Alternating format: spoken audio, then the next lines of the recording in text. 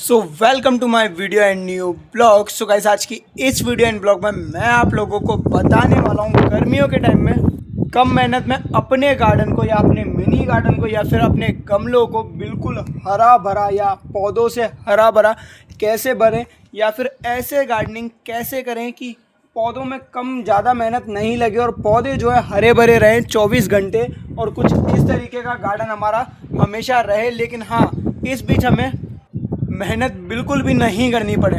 सो guys, आज की ये वीडियो उन लोगों के लिए होने वाली है जिनके पास समय तो बहुत कम रहता है, लेकिन हाँ, उनका भी सपना है अपनी छत पे इसी तरीके से अपने गमलों को हरा भरा रखने का। सो गाइस, ये जो वीडियो एंड ब्लॉग है आज के उन्हीं लोगों के लिए होने वाली है। सो चलते हैं फटाफट से करते हैं आज की इस वीडियो एंड ब्लॉग की शुरुआत। सो गाइस, इस वीडियो एंड ब्लॉग में मैं आप लोगों को बताने वाला हूँ कि ऐसे पौधे हम लोग कैसे लगाएं गमलों में, या ऐसी क्या टिप्स हैं जिनको हम लोग फॉलो करके अपने पौधों को कम समय में बहुत ज़्यादा हरा भरा बना सकते हैं और कम केयर की ज़रूरत भी पड़ती है, यानी कि कम केयर में पौधों को कुछ इस तरीके से फूलों से भर सकते हैं। सो गाइस, चलते हैं फटाफट से करते हैं आज की इस वीडियो एंड ब्लॉग की शुरुआत बिना किसी देरी के। सो गाइस, सबसे पहले हम लोग बात करते हैं उन लोगों की जिनके पास समय बिल्कुल भी नहीं होता है। जैसे कि बहुत सारे लोग होते हैं ऑफिस वाले, बहुत सारे लोग होते हैं जिनके पास टाइम नहीं होता है, बहुत सारे स्टूडेंट्स भी होते हैं, बहुत सारे बड़े लोग भी होते हैं जिनके पास टाइम नहीं होता है कि वो रोज़ रोज़ पानी डाल सके गमलों में या फिर रोज़ रोज़ पौधों की केयर कर सके। सो गाइस, उनके लिए मैं आप लोगों को बता दूं कि वो कौन सी टिप्स है जिन्हें फॉलो करके वो अपने पौधों को हरा रख सकते हैं। सो गाइस, सबसे पहली बात आती है पौधों की। अगर हम लोग ग्रोथ की बात कर रहे हैं तो सबसे पहली बात आती है वो हमेशा आती है मिट्टी की।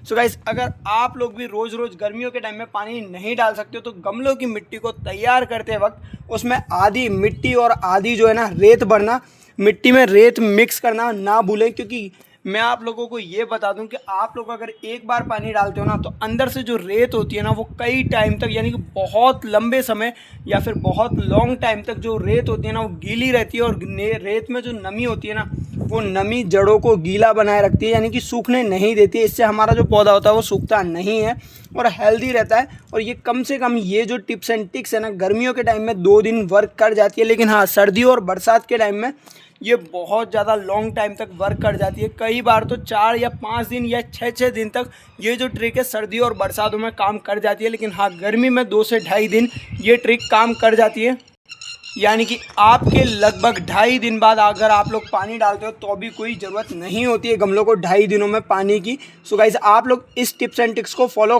कर सकते हो। ये पौधों के लिए बहुत ज़्यादा हेल्पफुल और हेल्थफुल भी है। सो गाइस, आप लोग इस टिप्स एंड ट्रिक्स को फॉलो कर सकते हो क्योंकि इससे आपका टाइम भी बचेगा और आप लोगों को ज़्यादा केयर की भी ज़रूरत नहीं पड़ेगी पौधों के साथ।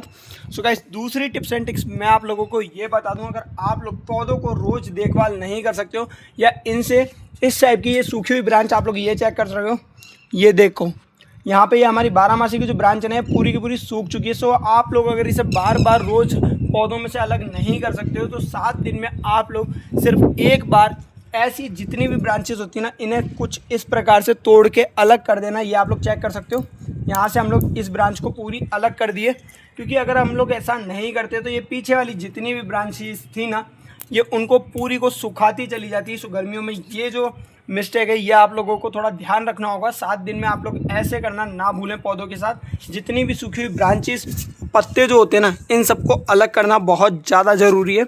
वो भी हर 7 दिन में आप लोग कर सकते हो। इस टिप्स एंड ट्रिक्स को अप्लाई करना मत भूलना। सो गाइस, अब हम लोग बात करते हैं खाद की। तो अगर पौधों में आप लोग खाद डाल ही रहे हो लेकिन हाँ, आप लोगों के पास टाइम कम है तो आप लोग डायरेक्ट जो गोबर होता है ना, गीला गोबर भी आप लोग गमलों में डाल सकते हो। वो भी सिर्फ और सिर्फ एक लिमिट में, इतनी सी लिमिट में आप लोग गीला गोबर जो होता है ना वो डायरेक्ट खाद में मतलब गमलों में डाल सकते हो। उसके और ज़्यादा फ़ायदे, अगर आप लोग गीला गोबर डायरेक्ट इन गमलों में डालते हो ना तो वो जो खाद होती है बहुत ज़्यादा हेल्पफुल हो जाती है और लॉन्ग टाइम तक चलती है गमलों में। लेकिन हाँ, अगर आप लोग गोबर नहीं डाल सकते हो या गोबर डालने में ठीक नहीं लगता है आप लोगों को तो एक और ऑर्गेनिक खाद है जो कि आप लोग रोज़ फेंकते हो, आप लोग उसका यूज़ कर सकते हो गमलों में।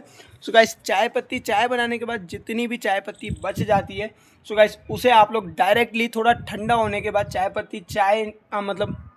चाय को पूरा निकालने के बाद जो चाय पत्ती बच जाती है ना, उबली हुई जो चाय पत्ती होती है, उसे आप लोग थोड़ा सा ठंडा होने के बाद और थोड़ा सा धोने के बाद आप लोग इन गमलों में डाल सकते हो। क्योंकि उसमें से दूध और जो हमारी शक्कर होती है उसे निकालना बहुत ज़्यादा ज़रूरी होता है चाय पत्ती में से। सो आप लोग थोड़ा सा उसे धोने के बाद गमलों में डायरेक्टली डाल सकते हो। सो गाइस ऐसा आप लोगों को ज़्यादा टाइम नहीं करना है। अगर आप लोगों के पास टाइम कम है तो आप लोग 30 दिन में एक बार इस टाइप से उस खाद को डाल सकते हो गमलों में। सो गाइस अब हम लोग बात करते हैं इसकी प्रूनिंग की, यानी कि गमलों की प्रूनिंग जो होती है, यानी कि बुनाई करना, जिससे जड़ें जो होती है और ज़्यादा गहराई में जाती है। सो गाइस आप लोग हर 30 दिन में एक बार गर्मियों के टाइम में गमलों की बुनाई करना ना भूलें। और सर्दियों और बरसातों में तो अक्सर बहुत ज़्यादा लॉन्ग टाइम भी हो जाता है, लेकिन हाँ सर्दियों और गर्मियों में हर 30 दिन में एक बार गमलों की बुनाई करना बहुत ज़्यादा ज़रूरी होता है। इससे ये होता है ऊपर की जो मिट्टी होती है ना वो हमेशा नरम रहती है। कुछ इस तरीके से ये आप लोग चेक कर सकते हो कितनी नरम मिट्टी है।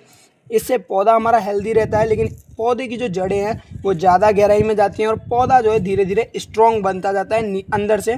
अगर पौधा अंदर से स्ट्रॉन्ग होता है ना तो ऊपर जो है बहुत ज़्यादा अच्छी पौधा ग्रोथ करता है।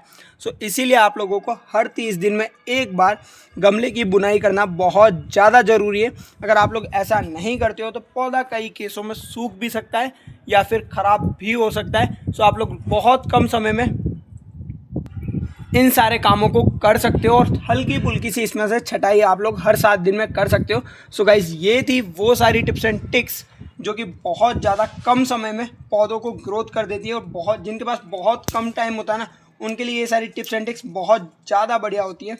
और हमें ऐसे पौधे भी चूज़ करने होते हैं कई बार इन सारी टिप्स एंड टिक्स को फॉलो करने के लिए, जिनको ज़्यादा पानी या ज़्यादा केयर की ज़रूरत नहीं होती है। वो पौधे भी मैं आप लोगों को एक बार बता देता हूँ।